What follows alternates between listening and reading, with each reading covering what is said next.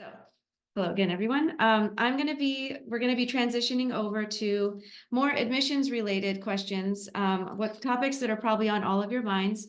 You know, how do you make your application stand out? What are we looking for in an applicant? These are all really top questions that we get. And we have with us today Dr. Laura Solt and Dr. Katja Lamia, who are going to be answering your questions. Both of these folks serve on the admissions committee and have for a very long time. So they are experts in this area.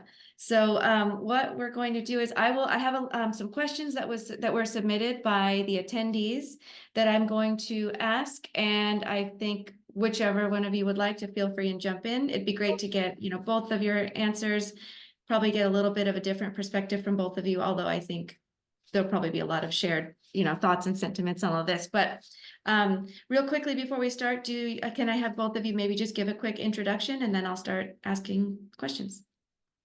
Sure. Shannon, you make us sound ancient the way you. I'm Laura Solt. I'm an associate professor in the Department of Immunology and Microbiology. I'm also the associate dean of the graduate program. And as Shannon mentioned, I have been running admissions on the Florida campus for a few years now, maybe a little longer than I care to admit. But yes, like I said, I'm on the Florida campus, and I'll hand it over to Katja. Thank you, Laura and Shannon. My name is Katja Lamia. I am a professor in the Molecular and Cell Biology Department on the California campus. I've also been serving on the admissions committee for many years and running the California Biology Admissions Committee for the last few years, and happy to answer questions. Great, thank you. So let's get started. First, before we go in there, I want to mention, because I've seen the question come up quite a bit, but our application is always free to apply. We do not have an application fee, so that should be good news for everyone here. So one common question we get a lot is it recommended or required, or would you recommend, should students reach out to faculty that they're interested in during the time that they're applying to the program? I mean, honestly, I would, and it actually helps because if they can write about it in their personal statement, it helps with the review process for us when we're reviewing the applications, because it shows that you have a vested interest in going to Scripps, and that's one of the things we do tend to look for when we're reviewing applications. I agree. It's definitely not required, but if there are specific faculty that you're especially interested in working with, it's a good idea to reach out to them. Great, thank you. Okay, so jumping around a bit, let's talk about the statement of purpose. We have a question here, should we write it including our interdisciplinary activities, or should it be focused on the research area that they're applying to? Do you want to start, Katja, and then I can just jump in? Sure. So this is the first year that we used to have a separate personal statement and research statement. This is the first year we're combining them into one. So it really should be inclusive of everything. You should cover your past research experience and your interests, but weave it together with your personal journey and factors and experiences that have influenced your motivation for pursuing a career in research. Yes, I agree. And the one thing that I would also mention is when you're writing this, really try to hammer home like why you're really interested in research and why you're interested in Scripps. What drives you towards doing what you do, and why, like I said, why Scripps, what you think is unique about Scripps, and just include those things into the application. Like, it helps us differentiate you from all the other numerous applications that we're reading through. Great answer. So thinking about the application reviews overall and kind of the way that we review, this question comes up a lot too, is how much emphasis does the committee place on the different aspects of the application? So thinking about transcripts, letters of recommendation, CV, all of this. Is there anything that you are looking at as the committee that, is anything emphasized a bit more? How could a student make their application stand out? So honestly, we really take a holistic approach, and all of those things are important components. We separately review each component of the application, and then our overall assessment is based on all of the parts together. So, often we will have, some applicants that are very strong academically, but don't have as much research experience, whereas there might be another applicant that was less strong in their, transcript, but has outstanding research experience. And so there's not one that's better than the other. Of course, the really stellar applicants are those people who have been amazing at everything, which is rare. We always get some of those, but those are rare. Other than that, we really are looking at the whole picture. Right. But with that said, I mean, for instance, Katja mentioned this, if you are fantastic and you have like publications and you have like great letters of recommendation, and you've had several years of research, but your transcripts are kind of maybe not the greatest, that's something that you can address in your personal statement. That's something that maybe in the letters of recommendation, if the people know you and know about what happened with your transcript, that's something that can be addressed in those letters as well, that we will then understand what happened, and that can help your application as a whole. I mean, otherwise, if you happen to have like some sort of major family tragedy during like your sophomore year in college and it impacted your grades, but you don't discuss it, we're going to see that and be like, what happened there? But if you mention it, we can be like, okay, let's not ding them on that, and we can move on from there. So these are things that, like I said, we look at this holistically, but things happen in life, like life happens. And so if something like that happens, address it. Great.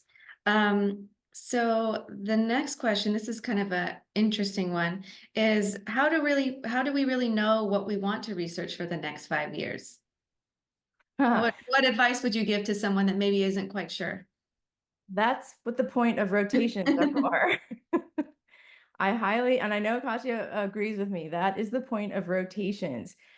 Being a graduate student is a very exciting time in your life, because this is probably the only time in your life that you can go and figure out what you want to do. You can try, especially at Scripps, because it's very interdisciplinary. You can go into a neuroscience lab. You can go into an immunology lab. You can go into a structural biology lab. You can figure that all out. And that's the beauty of our program, and that's the beauty of graduate school. So I envy you guys right now, because it is this time of year, I get super excited for you guys, because I think about when I was in graduate school, and I'm like, it was just, anyway, sorry, I digress. It's very exciting. This is the time of year to take advantage. This is the time for you to take advantage of that. You'll never have it again. I agree. I have nothing to add. Some people know, some people don't.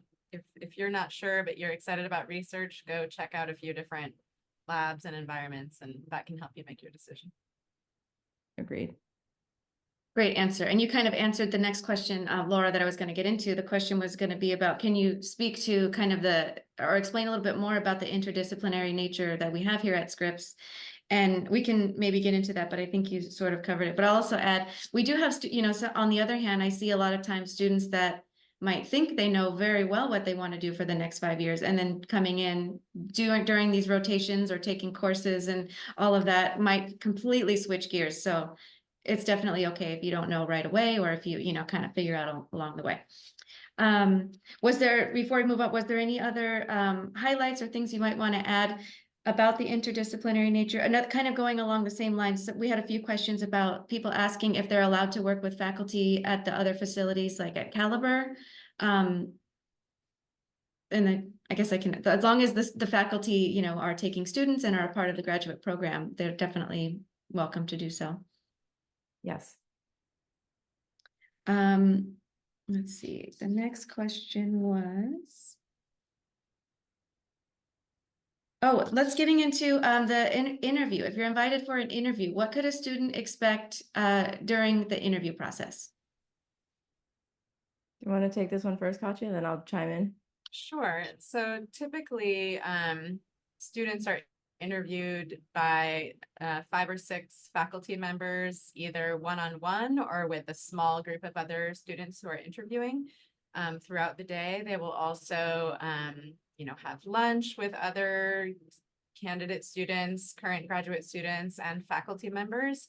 There will be some, social events and student panels and a poster session and some talks by our current graduate students. So it's really a day for you to interact with lots of different members of the Scripps community, and to learn about science at Scripps, and to kind of have us figure out more about who you are, more than what we could tell from your paper application. So I would recommend that you prepare yourself by, maybe looking up the work of the people you'll be meeting with. I believe you'll get those schedules from Shannon ahead of time, or Paolo. And just, all the usual things you would have been doing already to research the schools that you're interested in and preparing for. Yeah, and you meet with a lot of students as well. And so, not only do you want to ask questions of the faculty, you're going to want to also ask questions of the students and ask them, what is student life really like? What is it really like to live here? And, ask them, what is it really like working in lab X, Y, or Z? So really ask a lot of probing questions about what it is to be a graduate student here or in those labs or whatnot. And so, like I said, you're going to be interviewed by faculty, but also you're kind of interviewing Scripps as well. So, and like I said, some of the labs you think you may or may not want to work for. So take this opportunity to really ask questions so you get a good sense of the campus, the program, as well as, like I said, the people you think you might want to work for.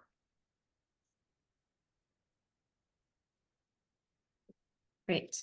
Going back a little bit over to the application review side again. What would you recommend for an applicant that doesn't have any publications? We've seen this question quite a bit. Could an applicant still be competitive without publications? Absolutely, 100%. It is absolutely not required to have publications to be accepted into our program. That is one of many, many, many factors. Also, having a publication or being an author on a publication is no guarantee of acceptance. It's one of many factors that can be, evidence of your past experience and productivity. Yes, like I just cannot stress enough that we look at the application as like holistically, like we take into account everything. And so, like I said, you could have a publication, but the rest could be terrible. So again, like I said, don't think that that's going to basically get you an entrance into the to our interview weekend. So again, the whole picture. We're looking for well-rounded students. Perfect. So then along those same lines, again, would you consider classroom success or research experience to be more indicative of an applicant's strength? And again, this kind of goes back to the holistic review of the application, but can you speak on that briefly? Again, it's not really one over the other. I will say I do not think it would be possible to be accepted into our program with zero research experience. It's also not possible to be accepted into our program without a degree. But, those are the extremes. So a little bit of, if you, maybe you went to a school where you didn't have research opportunities on campus, but you were proactive and you sought out research opportunities elsewhere, summer internships or something like this, or maybe you had to work to support yourself as an undergraduate and therefore you weren't able to take advantage of research opportunities during your, normal undergraduate schooling, but you sought out internships or other opportunities to get research experience, or you worked as a technician after you graduated to get some research experience. I think one of the reasons why it's critical to have some research experience is that actually doing research is very different from learning about science and scientific research from textbooks and classes. And so it's really, I think it's very difficult for someone to have a good understanding of what they're getting into with pursuing a PhD if they have absolutely no research experience before. So that's why that's really critical. But it's not, aside from that, it's not that we weigh one or the other more or less. They're both critical components for having a baseline preparation for graduate school. And then once you kind of meet that threshold, we're looking at the whole picture. I agree. But I mean, I do have to echo Katja that I can't think we've ever accepted a student with no research experience. I'm not gonna lie, because honestly, thinking back to when I started, what we did in lab in college is nothing remotely close to what we do research wise here in our labs. And so you absolutely need some sort of research experience because that night and day. So. Great answer. Thinking about letters of recommendation, I know those are very important in the application, and we require 3 letters. So thinking about who would you advise students to ask for these letters? And are any of these letters, you know, from certain people maybe weighed a little bit heavier than others? People who you've done research with, we definitely, and the more, if you've done research with like 2 or 3 people, let's just say the more letters you can get from people who you've done research with, the better. Because that really gives us an idea about how you perform in the lab, how you think about questions, how you deal with, you know, troubleshooting in the lab and whatnot. I mean, we understand that, you know, you might have only 1 or 2 research experience, so you're not gonna be able to get all 3 letters from from someone you did research with. So with that said, you might want to get a letter then from a course instructor that you've worked closely with. But those off the top of my head would be my top 2 that I would definitely get letters from. I agree. Yeah. Oh, and I also want to say, do not get them from your parents. I have seen that. That does not look good at all. Or like some sort of like relative that just doesn't bode well. Thank you. Another question about letters of recommendation. Do we accept letters that are maybe co-signed? So sometimes working in a lab, the PI may not be the person you work with on a daily basis. Maybe you have a supervisor that's a postdoc or another, you know, another position within the lab. Is it okay to submit a letter that's been co-signed? Yes, it's very common, this experience, especially with if you're working in a very big lab or if the faculty member is very busy, but the ideal would be to have the person who you're directly working with either write a draft or, you know, have it co-signed. It is better if the faculty member also signs the letter. So this is kind of like certified by them, but yes, it's very common, for the more direct postdoc or person that you're working with directly to either contribute to or write that letter. Yeah, I agree. I've seen several of those. I mean, and these are from labs where the person was like a Nobel Prize winner, and the person who wrote it was the postdoc. I mean, let's be realistic. That PI clearly didn't have one-on-one interactions with the graduate student on a daily basis, and so yeah, co-signing is perfectly acceptable. Thank you. Perfect. Another question, this kind of comes up often as well, is are there opportunities to collaborate with other institutes, or, you know, what do collaboration opportunities look like on either campus? That's usually up to the PI that you're working for. But I mean, to be honest, sometimes the collaborations start by students going to conferences and the students talk to each other at poster sessions.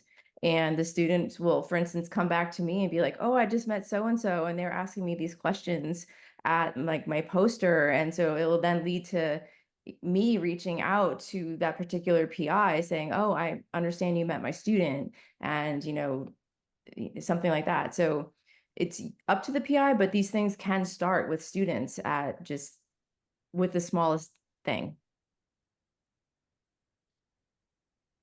Yeah. Okay, perfect. I'm just kind of reading, we've kind of covered through the answers that you all have given. You're answering my next leading question, so that's actually going really well.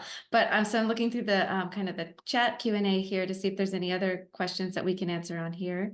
And I lost it. But while I guess another great question that this is that would be great to get your perspectives on is what sets Scripps apart? Why should a student, why should a student come to Scripps? How are we different from a traditional university? What, in your opinion, why should someone come here?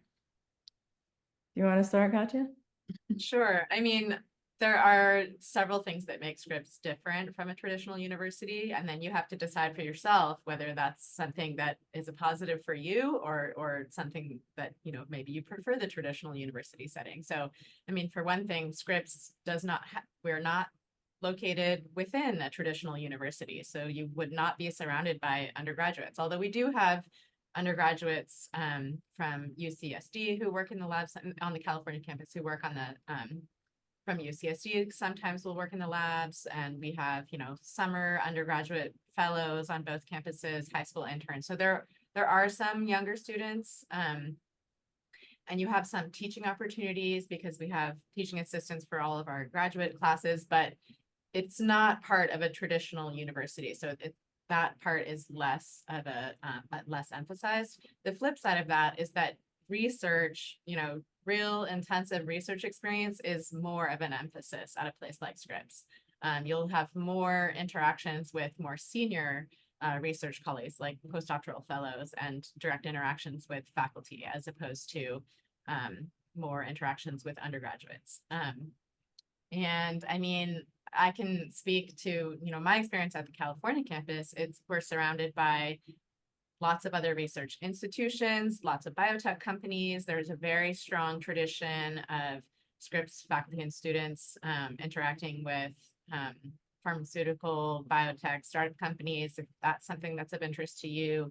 We have a very flexible program because we have one umbrella program, and this is, again, for both campuses. You're not even officially a biology versus chemistry student. You're not officially in a neuroscience program, although you can focus on neuroscience or immunology or whatever your primary interest is. You really have absolute flexibility with which courses you take and which lab you join. You can rotate in a chemistry lab, an immunology lab, and a structural biology lab if you wanted to really get a broad experience and training. You can collaborate. I think that structure also makes it easier to collaborate across disciplines and to get a really broad and deep research training at a place like Scripps. I agree. It's very multidisciplinary. You're not, set on a certain course and a certain structure for what courses you have to take. Like, for instance, when I was in graduate school, I got my PhD in immunology. And so there were set courses I had to take, and that was it. And when I left graduate school, like, all I knew were immunologists. I didn't know anything about structural biology. I didn't know anything about chemistry. And then I came to do my postdoc here at Scripps, Florida. And I was just like, what do you mean I interact with all these different people? And it completely opened my eyes.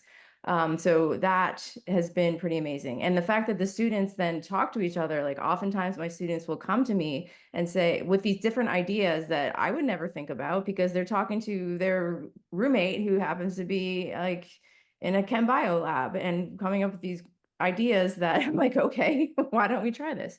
So I think that that's pretty good. And like Katja said, there's teaching opportunities, but students don't have to TA if they don't want to. And that's often what happens at traditional universities. If you want to TA, you can, and you will get paid to do so. So that's a bonus. And on the Florida campus, there are some undergrads here, but again, it's much like what's happened in California. You'll have some like UCSD undergrads. In Florida, we have like FAU undergrads. And there are some other places around us, like there's Max Planck, who's across the street, and there's FAU. But again, there's collaborations amongst those as well. But again, Katja largely nailed it on the head. But again, you need to sit and think about what you want. Do you want that traditional university experience, or do you want more of a research-focused experience for graduate school? And I just want to mention a couple of other really fantastic things about the Scripps graduate program. And I'm not sure how much they talked about it before, but we have Shannon and Paolo and Lucas. And we have a really fantastic graduate program staff that provides lots of support services and, welcoming people to the campus and setting up, they do so many wonderful things for the students. And so I wanted to highlight that as well. Actually, I need to agree with that because I don't think I can function as associate dean if they were not if they were not in place, because I constantly asking them, what am I supposed to do again? Yes, I agree that the OGS staff is pretty fantastic. Thank you. Thank you. Those are excellent answers. And I think we're just about out of time on this section of the presentation. So I think that was a great question to kind of round out that session. I want to say thank you so much to Katja and Laura for your time and answering all these questions. And of course, for all the work you do on admissions and for the grad program overall. If there's anyone that still has questions that didn't get answered, we do have a Q&A session towards the end of this. So please don't worry, we'll get to your questions towards the end as well. And this is being recorded and will be posted on the website as well. So you'll have plenty of opportunity. And so with that, thank you again. And I'm going to turn it over to Paolo, who's going to start the session with grad students.